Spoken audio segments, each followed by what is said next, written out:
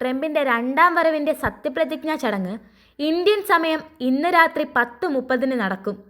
രണ്ടാം വരവിൽ വമ്പൻ പദ്ധതികളാണ് ട്രംപ് ആസൂത്രണം ചെയ്യുന്നത്. അമേരിക്കയുമായുള്ള ഇന്ത്യയുടെ നയതന്ത്ര വ്യാപാര ബന്ധങ്ങളിലും ട്രംപിൻ്റെ തീരുമാനങ്ങൾ സ്വാധീനം ചെലുത്തും. കുടിയേറ്റക്കാർക്കെതിരെയും കടുത്ത നടപടികളാണ് ട്രംപ് ലക്ഷ്യമിടുന്നത്. ഇതിനെല്ലാമിടയിൽ ചടങ്ങിലേക്ക് പല ലോക നേതാക്കളെയും ക്ഷണിച്ചിട്ടും യുക്രൈൻ പ്രസിഡന്റ് വ്ളാഡിമിർ സെലൻസ്കിക്ക് ക്ഷണമില്ല. സാധാരണയായി അമേരിക്കൻ പ്രസിഡന്റിൻ്റെ സത്യപ്രതിജ്ഞാ ചടങ്ങിൽ ലോക നേതാക്കന്മാരെ ക്ഷണിക്കുന്നത് പതിവല്ല. അത് അമേരിക്കയുടെ ആഭ്യന്തര കാര്യം മാത്രമാണ്. എന്നാൽ പ്രസിഡന്റായുള്ള ഒന്നാം വരവിലും ട്രംപ് ഇത്തരത്തിൽ ലോക നേതാക്കന്മാരെ തൻ്റെ സത്യപ്രതിജ്ഞാ ചടങ്ങിലേക്ക് ക്ഷണിച്ചിട്ടുണ്ട്. പക്ഷേ ഇക്കുറി അത് കുറച്ചുകൂടി വിപുലമാണ്. അമേരിക്ക ഫസ്റ്റ് എന്ന ട്രംപ് അജണ്ടയുടെ തന്നെ ഒരു ഗ്രാൻഡ് ഓപ്പണിംഗ് ആയാണ് ട്രംപ് തൻ്റെ സത്യപ്രതിജ്ഞാ ചടങ്ങിനെ നോക്കിക്കാണുന്നത്. ഒരു അന്താരാഷ്ട്ര പരിപാടിയായാണ് അത് സംഘടിപ്പിക്കപ്പെടുന്നത്. ഏകദേശം 5 ലക്ഷത്തോളം അതിഥികളെ പ്രതീക്ഷിക്കുന്ന ചടങ്ങിലേക്ക് വിവിധ രാജ്യങ്ങളിൽ നിന്നായി 12ഓളം വരുന്ന ലോക നേതാക്കളും ഉണ്ടായിരിക്കും. കുറഞ്ഞത് 7 സിറ്റിംഗ് രാഷ്ട്രത്തലവന്മാരെയും 2-3 നേതാക്കളെയും ചടങ്ങിലേക്ക് ക്ഷണിച്ചിട്ടുണ്ട്. എന്നാൽ പല രാജ്യങ്ങളിൽ നിന്നുമുള്ള ലോക നേതാക്കന്മാർ പങ്കെടുക്കുന്ന ചടങ്ങിൽ യുക്രൈൻ പ്രസിഡന്റ് വ്ളാഡിമിർ സെലൻസ്കിക്ക് ക്ഷണമില്ല എന്നത് ഏറെ ശ്രദ്ധിക്കപ്പെടുന്നു. സംഭവത്തിൽ സെലൻസ്കിയുടെ പ്രതികരണം ഇങ്ങനെയാണ്: തനിക്ക് ക്ഷണമില്ലാത്തതിനാൽ ജാനുവരി 20 ഉദ്ഘാടന ചടങ്ങിൽ പങ്കെടുക്കാൻ കഴിയില്ലെന്ന് സെലൻസ്കി അറിയിക്കുന്നു. വ്യക്തിപരമായി ട്രംപ് തന്നെ ക്ഷണിച്ചില്ലെങ്കിൽ തനിക്ക് യുദ്ധസമയത്ത് വരാൻ കഴിയില്ലെന്നും അമേരിക്കൻ ഐക്യനാടുകളുടെ പ്രസിഡന്റുമാരുടെ സ്ഥാനാരോഹണത്തിന് ചില കാരണങ്ങളാൽ നേതാക്കളെ ക്ഷണിക്കാറില്ല എന്ന് തനിക്ക് അറിയാമെന്നുമാണ് സെലൻസ്കി പറയുന്നത്. എന്നാൽ സംഭവത്തിൽ സെലൻസ്കിയുടെ പ്രതികരണം കണ്ട ജൂനിയർ ട്രംപ് ഇതിനോട് പ്രതികരിച്ചുകൊണ്ട് ചില വെളിപ്പെടുത്തലുകൾ നടത്തുകയാണ്. ചടങ്ങിലേക്ക് തന്നെ ക്ഷണിക്കണമെന്ന് പറഞ്ഞ് യുക്രൈൻ പ്രസിഡന്റ് വ്ളാഡിമിർ സെലൻസ്കി നിരന്തരം അപേക്ഷിച്ചിരുന്നതായാണ് അദ്ദേഹം വെളിപ്പെടുത്തുന്നത്.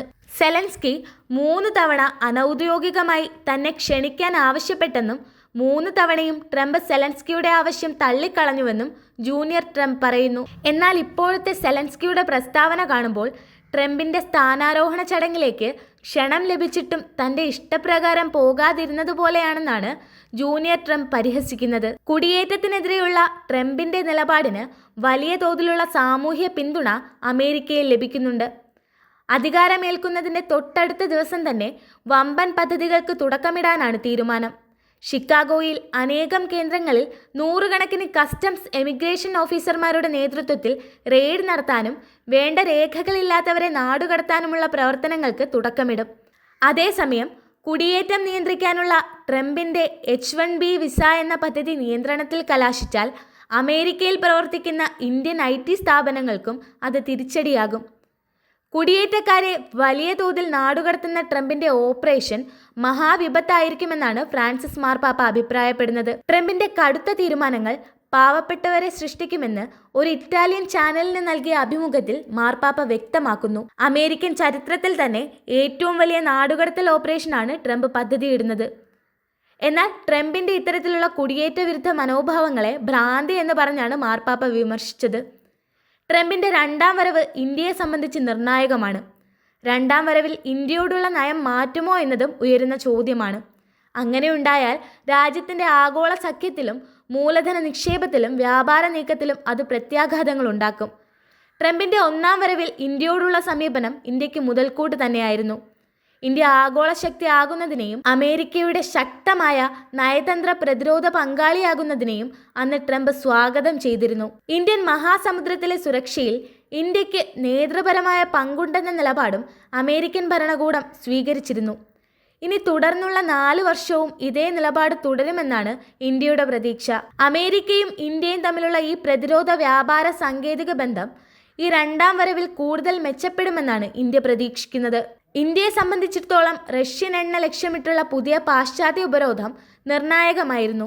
ഒരു വശത്ത് രാജ്യത്തിന് അതിൻ്റെ ഊർജ്ജ സുരക്ഷ ഉറപ്പാക്കേണ്ടതുണ്ട്. സാമ്പത്തിക വളർച്ചയ്ക്കും വികസനത്തിനും അത് നിർണായകമാണ്.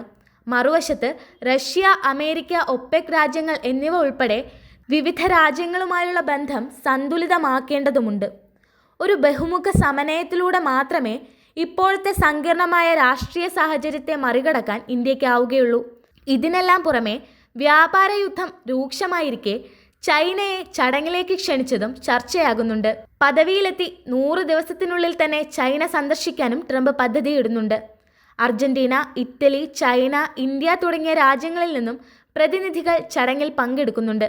Chinese president Xi Jinping, Hungarian പ്രധാനമന്ത്രി Victor Orban, Argentinian president Javier Milei, Italian പ്രധാനമന്ത്രി Giorgia Meloni, Ecuador president Daniel Noboa എന്നിവരെയും ചടങ്ങിലേക്ക് ക്ഷണിച്ചിട്ടുണ്ട്. എന്തായാലും അമേരിക്ക ഫസ്റ്റ് എന്ന അജണ്ടയുമായി സ്ഥാനാരോഹിതനാകുന്ന ട്രംപ് ആഗോള ബഹുരാഷ്ട്രീയത്തിൽ എന്തൊക്കെ ചലനങ്ങൾ സൃഷ്ടിക്കുമെന്നത് കണ്ടു തന്നെ അറിയണം.